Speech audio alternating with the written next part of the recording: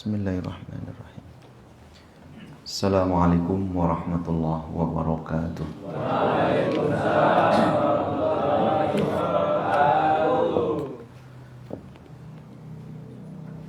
Alhamdulillah.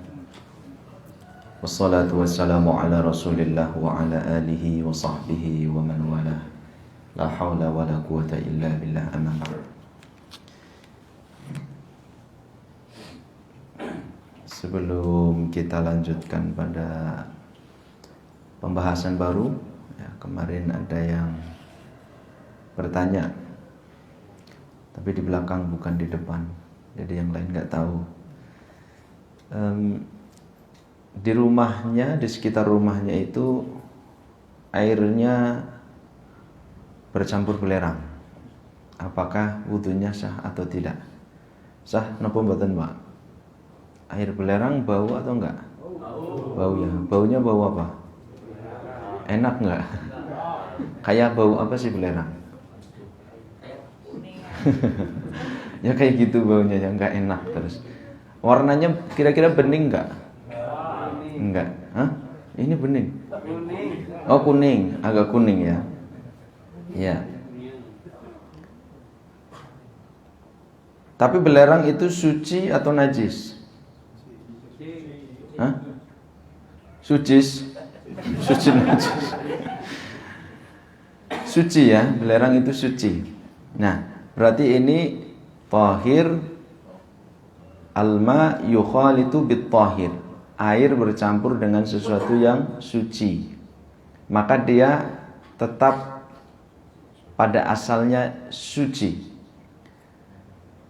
Cuma tinggal apakah dia mensucikan yang lain atau tidak. Artinya bisa dipakai untuk wudu dan bisa dipakai untuk mandi junub. Kira-kira bisa apa enggak? Nah, kenapa? Yang menjadi permasalahan di sini adalah ada perubahan salah satu sifat air. Tadi katanya warnanya agak kekuningan. Jadi dia agak bergeser dari netralitas airnya. Air yang Allah ciptakan turun dari langit dan keluar dari bumi itu asalnya adalah bening, ya kan? Yang kedua, yang berubah salah satu sifat airnya adalah aroma, rihuhu. Baunya juga berubah. Bau belerang itu cukup menyengat. Tapi bagaimana kalau ini terjadi di sekitar kita? Kita sudah ngebor lagi sumur, baunya sama. Memang area yang cukup luas di situ seperti itu. Sementara tidak ada air yang lain. Maka kita kembali kepada pengertian air di awal tadi. Ya. Bahwa kalau di kitab ini disebutkan dalam yang 7 macam air yang dulu kita sebutkan itu terangkum dalam sebuah ungkapan manazala minas sama, apa yang turun dari langit, wa manaba'a minal ardi, apa yang keluar dari bumi, ala ayyi sifatin kana min aslil khilqah. Ini kuncinya di sini. Dalam sifat apapun selama itu ala aslil khilqah, itu adalah memang asal penciptaannya seperti itu. Alamiah, terjadi alami. Jadi bukan rekayasa manusia. Maka itu dihukumi suci dan tetap mensucikan. Jadi bisa dipakai untuk wudu. Ya, jangan khawatir, nggak boleh ragu-ragu. Kenapa? Karena ini manusia nggak merekayasa air segini supaya airnya aromanya belerang, warnanya kekuningan. Tidak bisa. Ya, itu memang tercipta alami di area situ, banyak mengandung belerangnya sehingga airnya tercampur. Maka dia terbentuk secara alami. Ya, terbentuk secara alami sehingga bisa dipakai untuk berwudu. Saya pernah ke daerah sebelum Patimuan sebelah sini, setelah Sidoarjo ke selatan lagi, itu namanya apa? Bermain ke rumah kawan. Di situ airnya juga agak kekuningan, tapi bukan belerang. Air apa enggak? Jadi seperti agak licin airnya seperti itu. Tidak enak rasanya. Untuk wudu pun enggak enak. Tapi semua area di situ seperti itu. Atau di daerah rawa-rawa, maka warnanya dia akan kekuningan. Padahal kemarin kan kalau airnya banyak, ini terkait najis misalkan. Najis. Kalau airnya banyak, maka yang menjadi patokan adalah salah satu perubahan sifat air. Warna, bau, atau rasa. Lah ini ada perubahan. Ini benda suci bercampur dengan air, tapi ada perubahan warna, perubahan rasa. Apakah itu akan mempengaruhi kualitas air? Dia hukumnya bisa mensucikan benda yang lain, artinya bisa dipakai untuk wudhu dan bisa dipakai untuk mandi junub.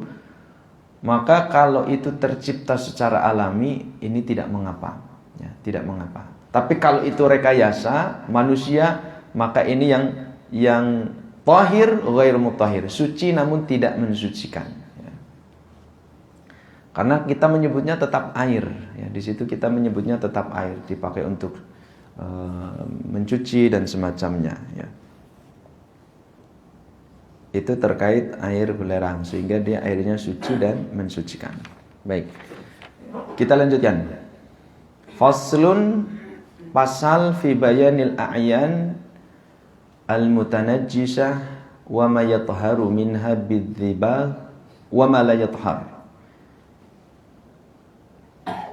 Ada benda-benda yang najis. Benda-benda yang najis ini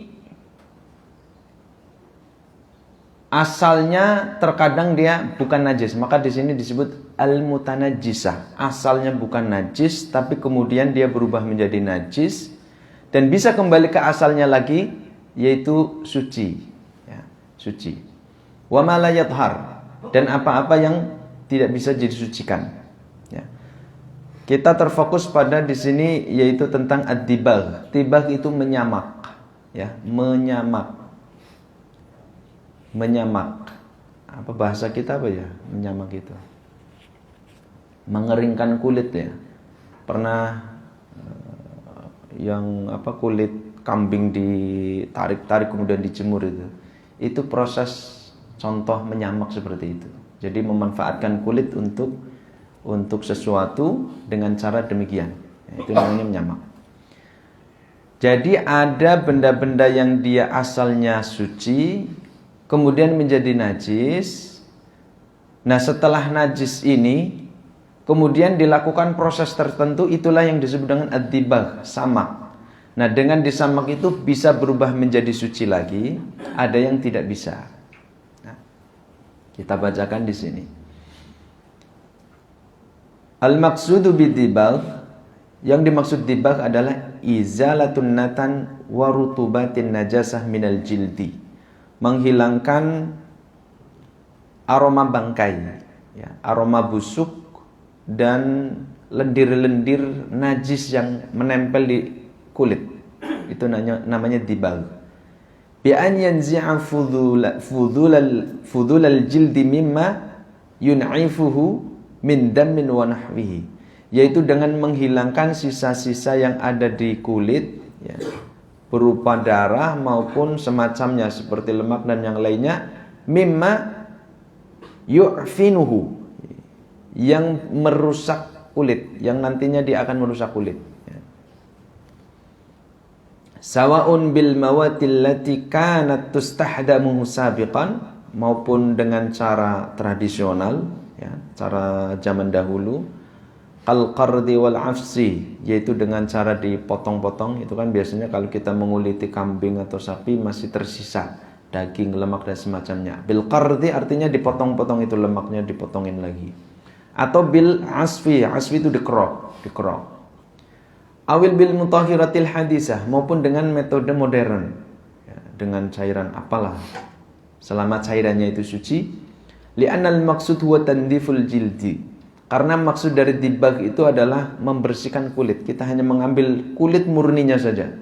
Bi ayyi syai'in tanadzafa hasal al maqsud. Dengan cara apapun, kalau itu kulitnya bisa bersih, suci, maka hasal al maqsud, maka itulah dibagh, ya, menyamak.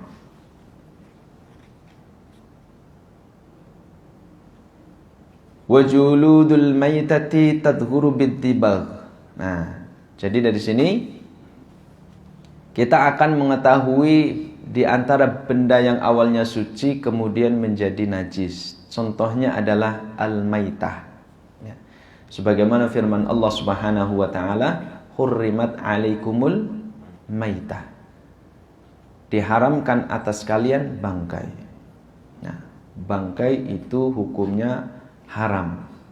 Ketika Allah mengharamkan sesuatu, terkadang itu ada ilahnya yang diketahui.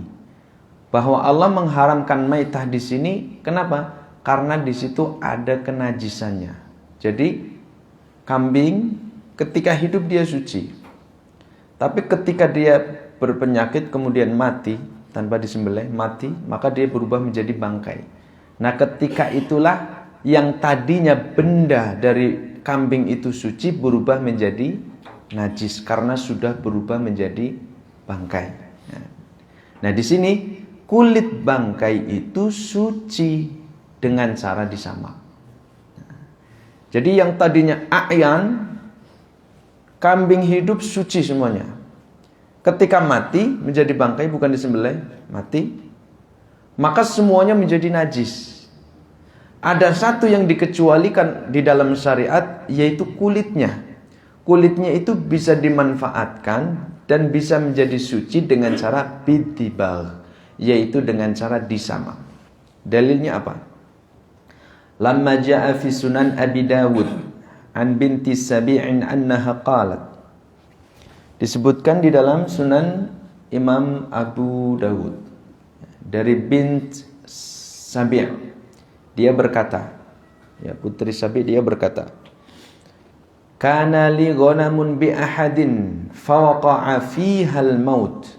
Aku punya kambing yang aku titipkan kepada seseorang. Lalu kambing itu mati.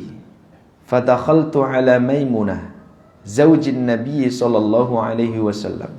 Lalu aku menemui Maimunah, istri Nabi sallallahu alaihi wasallam. Fadzakartu dzalika laha.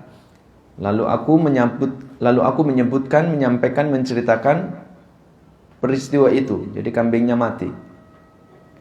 Faqalat li Maimunah. Lalu Maimunah berkata, "Lau akhadti juludaha fantafa'ti biha." Mengapa engkau enggak ngambil kulitnya dan dimanfaatkan kulitnya, gitu kan?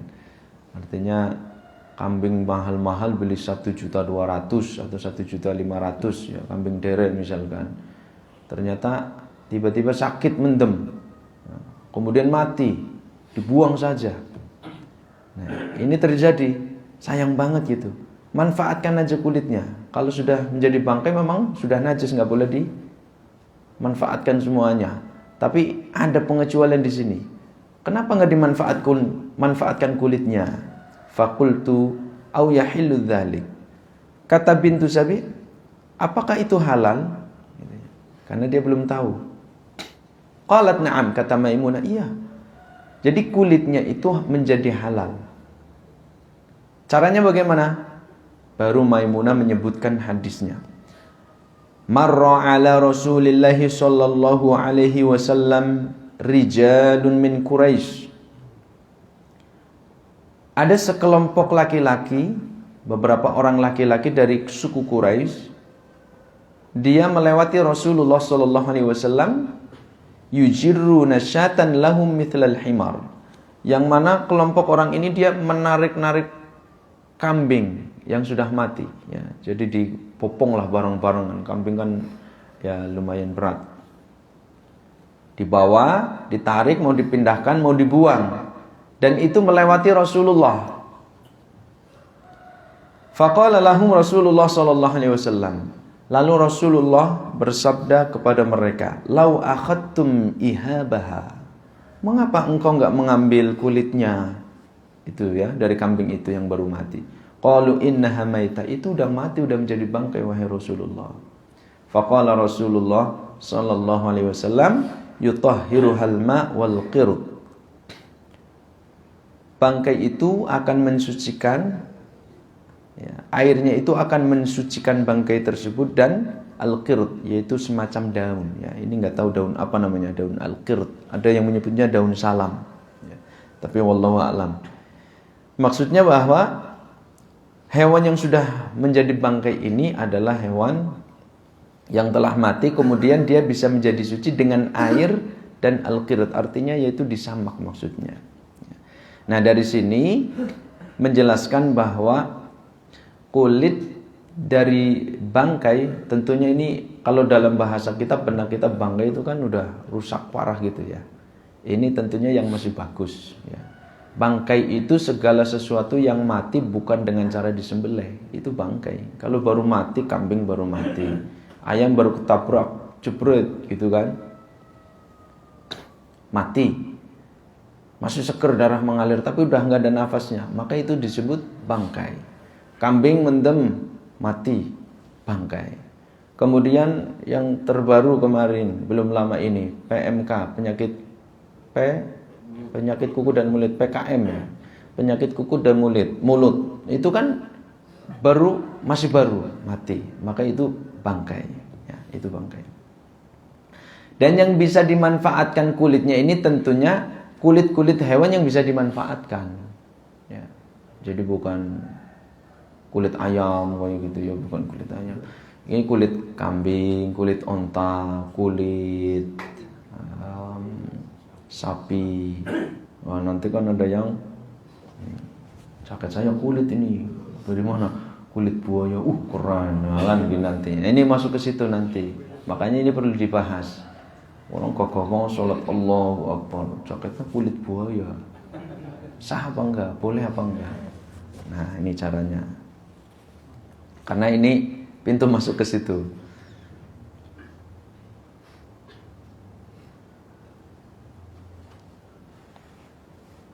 Paham sampai sini nggih, Pak? Ya. Jadi ada hewan hidupnya dia suci, kemudian mati menjadi bangkai. Matinya bukan disembelih, maka seluruhnya menjadi najis karena sudah menjadi bangkai. Dalilnya hurrimat alaikumul maitah. Lalu dari bangkai ini yang sudah menjadi najis, ada kemudian dikecualikan bisa menjadi suci seperti hidupnya. Status hukumnya yaitu hanya kulitnya saja. Dalilnya tadi hadis Maimunah. Illa jildul kalbi wal khinzir wa ma tawallada minhuma, kecuali hewan anjing dan hewan babi dan apa yang terlahir dari keduanya, peranakannya, cucu cicitnya. Nah, al-kalbu wal khinzir ini menurut fuqaha Syafi'iyah ya, ulama Syafi'iyah, bahwa al-kalbu wal khinzir di masa hidupnya najisul ain. Jadi secara bendanya, secara objeknya dia sudah najis. Babi kulitnya najis, semuanya najis, air liurnya, tulangnya, rambutnya, sampai lemaknya. Maka kalau ada misalkan vaksin atau apa yang terbuat ada unsur babinya, yaitu najis, tidak boleh. Karena disepakati kalau khinzir hurrimat alaikumul maitatu waddamu, darah, wal khinzir walahmul khinzir. Para ulama sepakat lahmul khinzir semuanya, bukan hanya dagingnya saja, semuanya najis, bendanya najis. Al-kalbu, kalbu demikian ya. Sebagian ulama mengatakan tidak, karena tidak disebutkan di ayat tersebut. Tapi ulama Syafi'iyah mengatakan ketika hidupnya anjing pun najis. Kenapa? Karena disebutkan di dalam hadis tahuru ina'i ahadikum. Jadi kalian punya bejana, ada air di situ. Lalu kemudian datang hewan anjing, dia jilat airnya. Kata Nabi, sucinya bejana yang dijilat airnya oleh anjing, atau sisinya atau airnya saja di situ dijilat oleh anjing, yaitu an yaghzilaha sab'an ulahuna biturab. Maka bejana ini harus dicuci sebanyak 7 kali ya, 7 kali, salah satunya dengan tanah, salah satunya. Tapi cara mencucinya salah satu dengan tanah, jangan yang terakhir. Nah, makanya ulahuna, salah satunya. Udah dicuci bersih, air, terakhir pakai lumpur. Ini ulahuna, salah satunya, tapi jangan yang terakhir ya, biar bersih. kalau menjilat saja itu namanya najis dalam hadis ini. Harus dicuci 7 kali, salah satunya dengan tanah. Salah satunya dengan tanah. Nah, menurut para fuqaha, yang paling bersih dari mulut anjing itu adalah mulutnya, karena dia yalhas. Terus yalhas itu apa namanya? Melet-melet gitu ya. Gitu dibersihkan terus gitu, dibersihkan dengan lidahnya, itu yalhas. Yalhas itu namanya. Mohon maaf kalau anjing itu kan keluar lidahnya terus. Keluar lidahnya ya sering dibersihkan dengan lidahnya. Itu adalah harusnya yang paling suci. Tapi justru ketika menjilat dihukumi najis dan harus dicuci sebanyak 7 kali. Salah satunya dengan turab, yaitu tanah. Maka yang dianggap itu secara logika paling bersih itu aja dihukumi najis, maka bagaimana dengan yang lainnya? Itu mimbabil aula, lebih utama lagi. Maka ulama Syafi'iyah mereka menghukumi anjing itu semuanya najis. Ya, jadi kalau jenengan dijilat bajunya ya udah harus dicuci. Ya, harus dicuci itu. Dan apa yang terlahir dari keduanya? Ka'an jama'a khinzir kalbatan awal aqs wa nataja an hadzal jima' walad. Misalkan mohon maaf hewan babi bercampur atau kawin dengan anjing lalu lahir anak. Nggak tahu namanya apa ini, tapi ini disebutkan, maka itu anaknya juga najis. Atau sebaliknya ya, kambing kalbatan anjing mengawini babi kemudian lahir anak ya, maka anaknya juga najis. Aw min ahadihima, atau salah satunya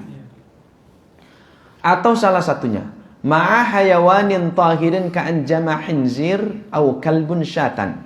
Atau salah satunya, tadi kan sama-sama najis, kalbun najis, babi najis kawin, anak yang terlahir najis. Nah, sekarang salah satunya kawin dengan hewan yang suci. Anjing kawin dengan kambing, kemudian lahir anak. Atau hewan babi kawin dengan kambing, lahir anak. Maka di sini fama tawallada minhuma aw min ahadihima la yadghur bidzibah tab'an li akhassil aslaini. Maka yang terlahir itu pun dihukumi najis. Kulitnya tidak bisa disamak dengan kulitnya tidak bisa suci dengan disamak. Kenapa? Li ahassil aslaini. Karena ini mengikuti induk yang paling kotor, induk yang paling najis. Jadi dihukumi kepada induk yang paling najis. Karena dia kawin dengan babi, sementara babi itu semuanya najis, maka anak yang terlahir dinisbatkan kepada babinya, karena dia yang paling buruk, yang paling kotor, paling najis. Nah, sehingga kambing, anjing, kemudian babi dan keturunannya, meskipun dia kawin dengan hewan yang suci, maka ketika dia mati kemudian kulitnya hendak dimanfaatkan, dia tetap tidak bisa suci ya. Artinya apa? Kambing dan anjing tidak boleh dimanfaatkan, anjing dan babi tidak boleh dimanfaatkan kulitnya sama sekali, sampai kulitnya tidak boleh. Ini mazhab Syafi'i ya, perhatikan di sini, ini hati-hati sekali. Wa ala hadza fajildu ghairu ma'kulil lahmi. Maka berdasarkan hal ini, kulit dari hewan-hewan yang dagingnya tidak dimakan, sawaun kana minas siba aula, baik itu dari golongan hewan-hewan yang dia itu binatang buas ataupun tidak, yatharu bidzibagh, maka dia kulitnya suci dengan cara disamak, kecuali al-qalbu wal hinjir, kecuali hewan anjing dan babi. Wa hadza ma 'alaihi madhhab. Ini pendapatnya yang dibawa oleh madhab. Li umumi qaulihi sallallahu alaihi wasallam, karena berdasarkan keumuman sabda Nabi sallallahu alaihi wasallam, ayyuma ihabin dzubikha faqad tahur, muttafaqun alaih. Hadis Bukhari Muslim. Kulit apa saja selama disamak maka suci. Ini kan hadisnya umum. Ayyuma ihabin dzubiha faqad tahur. Kulit apa saja selama disamak maka suci. Tapi dalam fikih Syafi'i pengecualian kecuali hewan anjing dan babi dan apa yang terlahir dari keduanya. Maka dari sini kita ketahui kalau macan mati, kita ke hutan lihat ada macan mati, sayang banget, bagus banget ini kulitnya, warnanya, kita ambil, kita samak, suci? Suci. Ya.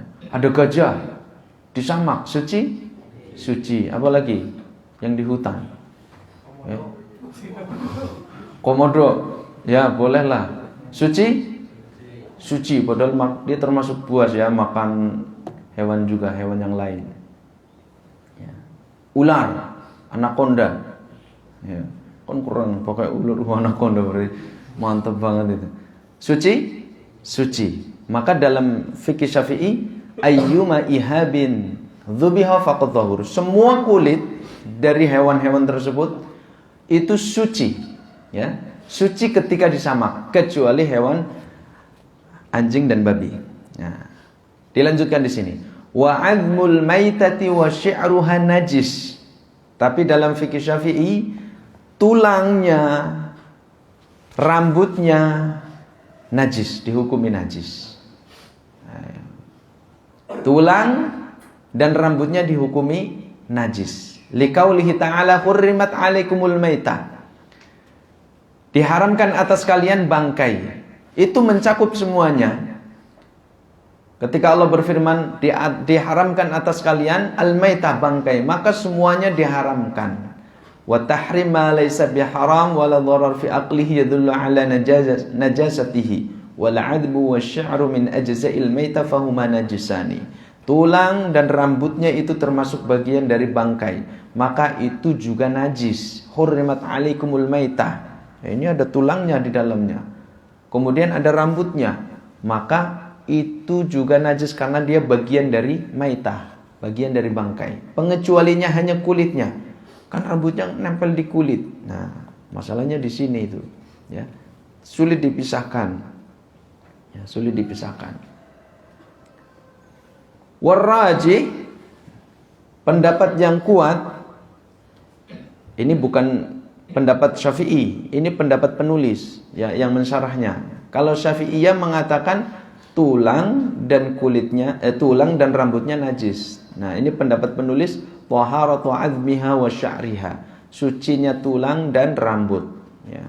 Kenapa? Li'annal asla taharah wa la dalila 'ala najasa. Karena hukum asalnya suci, tidak najis, tidak ada dalil yang mengatakan tulang dan rambutnya najis. Wali'annal illata najasatil mayyitah ya ihtibasud dam. Illah kenapa mayyitah, kenapa bangkai itu diharamkan, kemudian kenapa itu najis, adalah karena keberadaan darah, ya, keberadaan darah. Sementara darah itu adalah najis.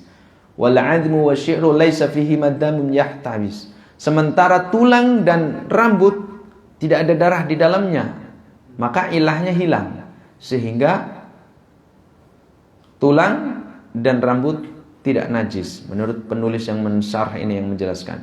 Wa yujabu an dalil tahrim. Lalu kemudian menjawab argumentasi keharamannya bi annahu la tulazimu baina tahrim wan najasa.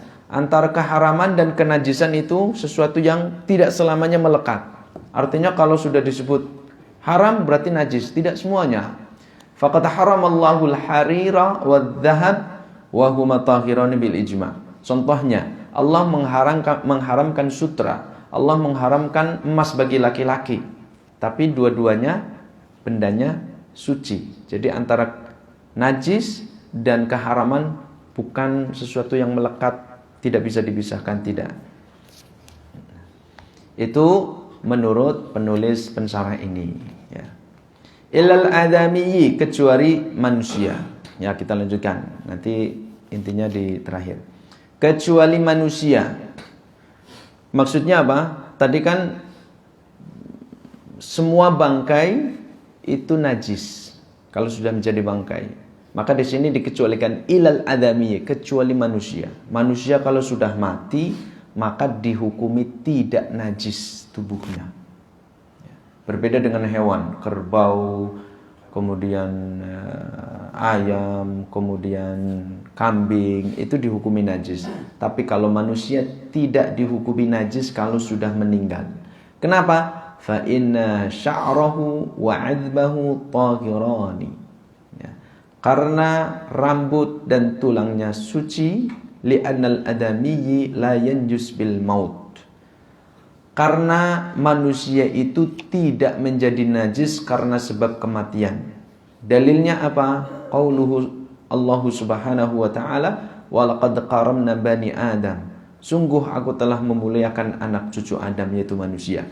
Wa minat takrimi ala yuhkamu binajasatihi. Dan di antara bentuk pemuliaan terhadap manusia itu adalah menghukumi kesucian manusia sekalipun dia sudah meninggal dunia. Ya. Wa sawa'un fi dzalikal muslim amil kafir. Baik itu dia muslim, orang yang beriman, am kafir maupun orang kafir. Dua-duanya kalau sudah meninggal dihukumi suci bendanya, ya, zatnya. Jadi orang kafir dia tidak najis, kalau sudah mati pun dia tidak najis. Wa amma qauluhu ta'ala, adapun firman Allah, innamal musyrikuna najisun. Sesungguhnya orang-orang musyrik itu najis, fal muradu bihi an-najasatul ma'nawiyah. Yang dimaksud itu adalah najis secara maknawi, bukan secara hissi, bukan secara bendanya, zatnya, tapi maknawi, ya, lal hissiyah. Kenapa? Li najasati mu'taqadihim, karena kenajisan keyakinan mereka. Ya, jadi orang kafir pun zatnya, bendanya, ya, kalau kita sentuh, kalau kita pegang, kalau sudah mati itu dihukumi suci, bukan dihukumi najis. Nah, baik, dari sini dapat kita simpulkan bahwa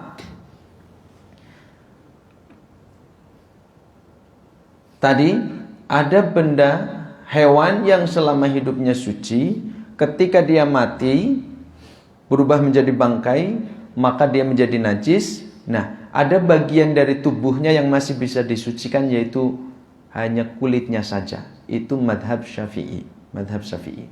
Nah, cara mensucikan kulitnya itu adalah dengan bidhibah, yaitu dengan menyamak. Apa tujuan dari menyamak itu? Adalah memanfaatkan kulitnya. Untuk apa kulitnya? Nah, zaman sekarang lebih modern lagi. Yang pertama, bisa untuk tas.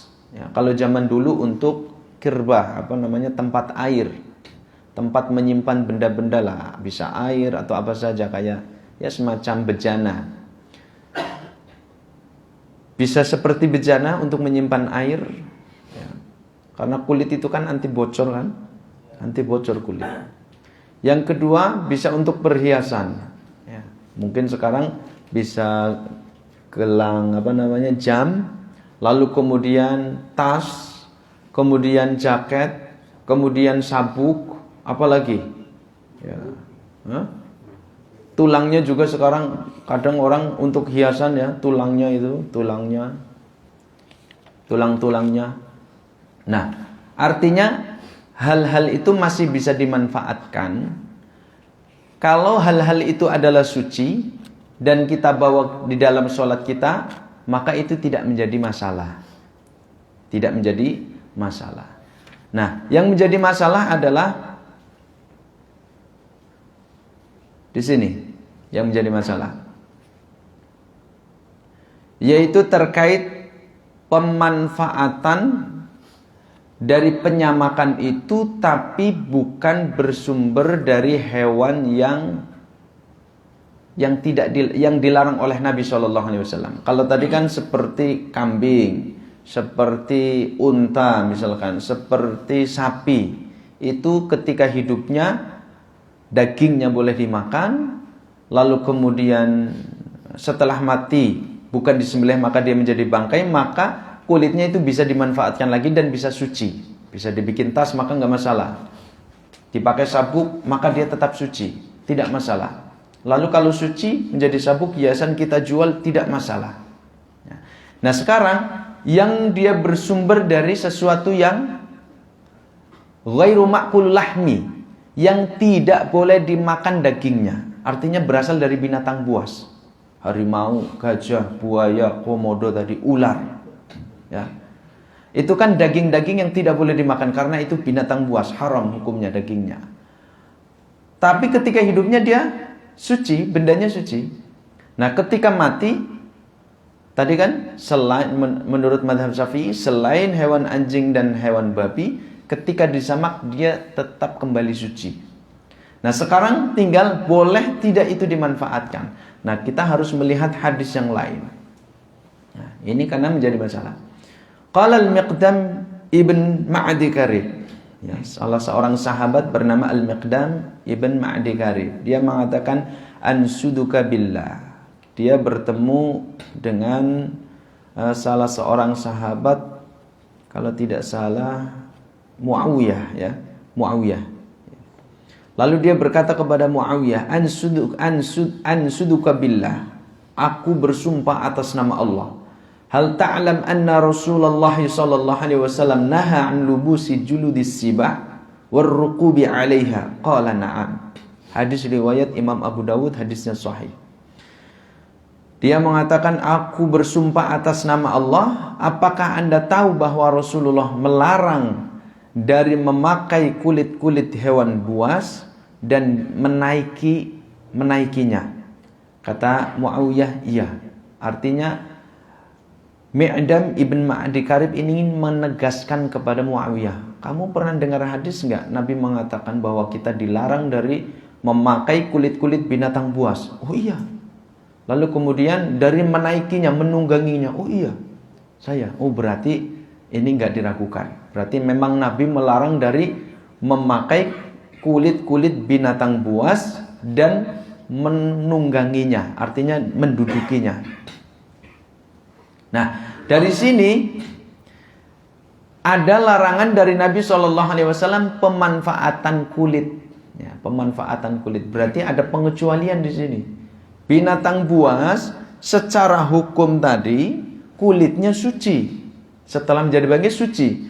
Tapi penggunaannya ini lain hal. Ya, pemanfaatannya lain hal.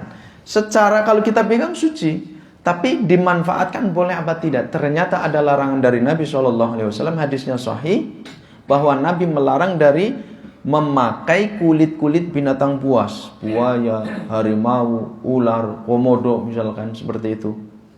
Lalu menaikinya, setelah disamak, katakanlah kita punya kuda. Nah, kuda di pelananya itu kita gelarin pakai kulit harimau, kan keren gitu ya. Nah, keren, gagah gitu. Mantap sekali. Nah, berarti itu memanfaatkan, maka itu tidak boleh. Ya. Kalau tidak boleh dimanfaatkan, artinya tidak boleh dijual, tidak boleh diperjualbelikan.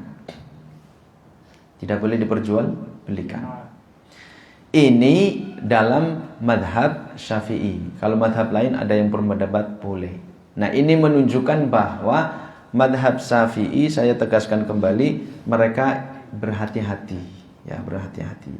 Nah, sebagian mengambil illah bahwa Nabi melarang dari memanfaatkan kulit binatang buas ini adalah untuk sadud dhara'i, bentuk antisipasi supaya manusia terhindar dari sifat angkuh sombong. Ya. Jamnya terbuat dari yang tadi kulit buaya, kan keren, atau dia punya pegangan dari benda apa namanya, sangkur, tahu sangkur enggak Pak? Kayak mulut buaya gitu loh. Ini saya punya koleksi kayak gini kan. Mantap sekali gitu. Itu akan melahirkan sifat sombong, ya. Atau tasnya semuanya terbuat dari kulitnya ular anaconda yang gede gitu kan. Ngeri banget gitu kan. Nah, dia merasa bangga, merasa dia tinggi. Maka untuk menghindari itu ada bentuk antisipasi dari Nabi SAW, itu tidak diperkenankan. Ya. Sehingga dari sini kita punya pengertian berhati-hati. Ya. Ada sesuatu yang dia suci, tapi tidak diperkenankan pemanfaatannya, sebagaimana yang disebutkan tadi oleh Nabi SAW. Ya. Kulit-kulit hewan itu setelah menjadi bangkai maka dia najis, setelah disamak dia suci kembali. Tapi hewan-hewan khususnya adalah hewan-hewan buas, maka itu tidak diperkenankan, karena itu dilarang oleh Nabi SAW memanfaatkan hal-hal yang demikian. Sehingga andai kita misalkan punya keluangan rezeki, punya duit, nggak perlu pakai jam yang terbuat dari kulit hewan, sabuknya terbuat dari kulit hewan, jaketnya terbuat dari kulit hewan. Itu sebagai bentuk kehati-hatian, ya, sebagai bentuk kewaraan, kehati-hatian. Memang ada, kalau kita baca madhab yang lain yang membolehkan karena suci, maka boleh dipakai, ya, boleh dimanfaatkan, boleh dijual. Tapi ini menegaskan kembali, ternyata begitu ketat mazhab Syafi'i, sebagaimana sebelumnya air musammas saja, air yang terkena sinar matahari hangat, itu makruh kalau untuk berwudu. Kan hati-hati ini. Yang kedua, air musta'mal, air yang sudah dipakai untuk wudu, kalau dikumpulkan lagi, dipakai lagi, ini juga tidak diperkenankan. Lalu kemudian apa lagi? Untuk air ketika berwudu, maka disyaratkan harus 2 kulah ke atas, jangan 2 kulah ke bawah. Kalau terkena air najis, itu dikhawatirkan, ya, perasaan kita jadi tidak tenang.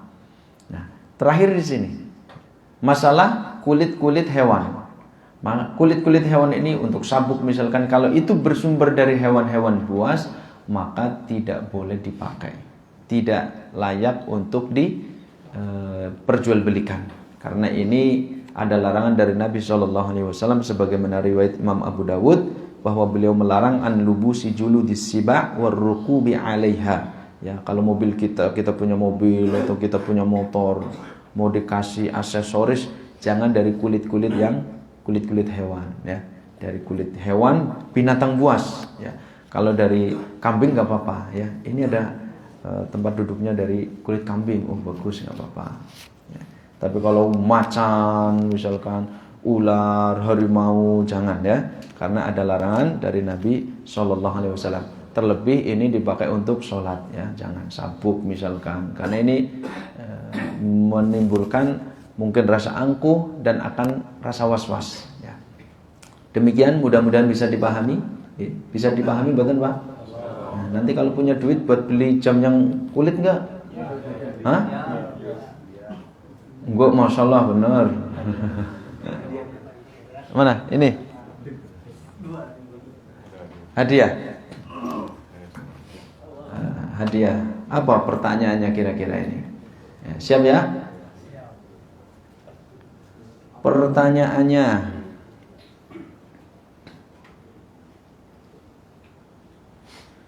sebutkan 3 macam air. Oke, Mas Dasman, ya?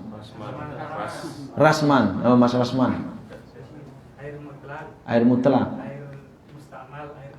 Air mustakmal, air najis. Air musammas. Banyak banget. Air apa lagi? Air ceruk, air. Secara umum, ya, air mutlak, betul. Air mutlak hukumnya tahir mutahhir. Tahir mutahhir. Terus tahir mutahhir makruh. Terus tahir ghairu mutahhir. Satu lagi air najis. Masya Allah, mumtaz, ya. Tafadhal.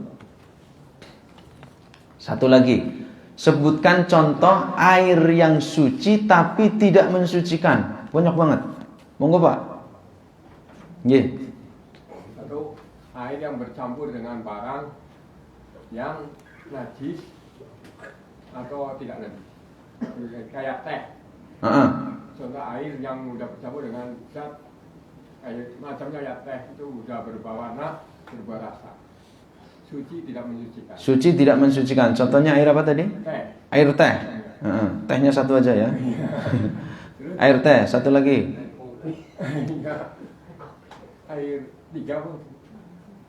Yang suci tidak mensucikan. Tadi satu air teh, betul. Terus air yang Contohnya aja air, langsung air apa gitu. ya, Air kopi bisa, ya. Artinya tidak mensucikan itu nggak boleh. dipakai buat berwudu. Ya, masya Allah, mumtaz. Berarti paham ya. Namanya sinten Pak? Pak Yusuf. Kalau Pak Yusuf paham berarti semuanya paham. Paham ya? Iya. Yuk, siap? Kalau Pak Yusuf paham semuanya paham, insya Allah. Ya. Kalau Pak Yusuf nggak paham, semuanya. Oh, enggak, jangan gitulah. Semuanya paham insyaallah. Demikian mudah-mudahan bisa dipahami dan kita bisa mengamalkan dari apa yang kita pelajari. Kurang lebihnya mohon maaf. Subhanakallahumma wa bihamdika asyhadu an la ilaha illa anta astaghfiruka wa atubu ilaik. Assalamualaikum warahmatullahi wabarakatuh.